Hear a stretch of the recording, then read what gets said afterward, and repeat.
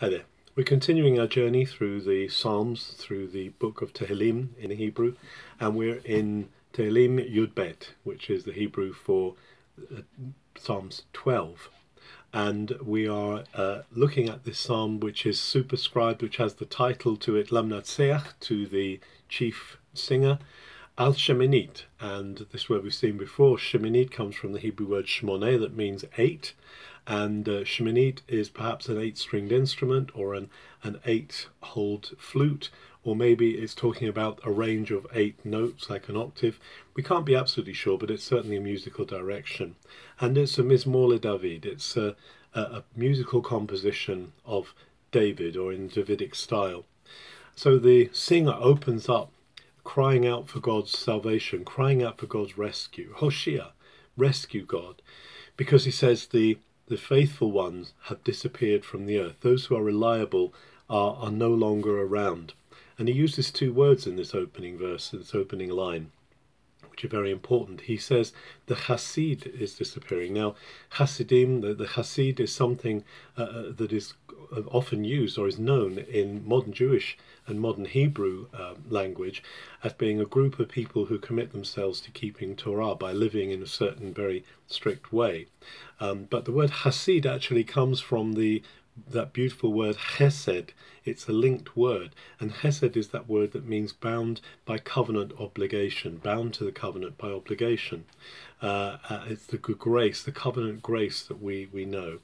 But this word Hasid is the one who lives by that. But the singer is saying the Hasid is disappearing. There's no more faithfulness, there's no more covenant obligation being shown. Not only that, but the emunim are disappearing as well. And the emunim comes from the word emunah, meaning faith, reliability, confidence, and there's nothing to be relied on anymore. There's nobody who's reliable around. Why? Because there seems to be just an explosion of people who are justifying themselves, who are walking by their own authority, who are wise in their own eyes, and they're saying our lips are enough to justify us. Our opinions are the things that we live by. Never mind the Lord. The Lord is not important. And this is really paining the singer. And this is what the singer's complaint is about.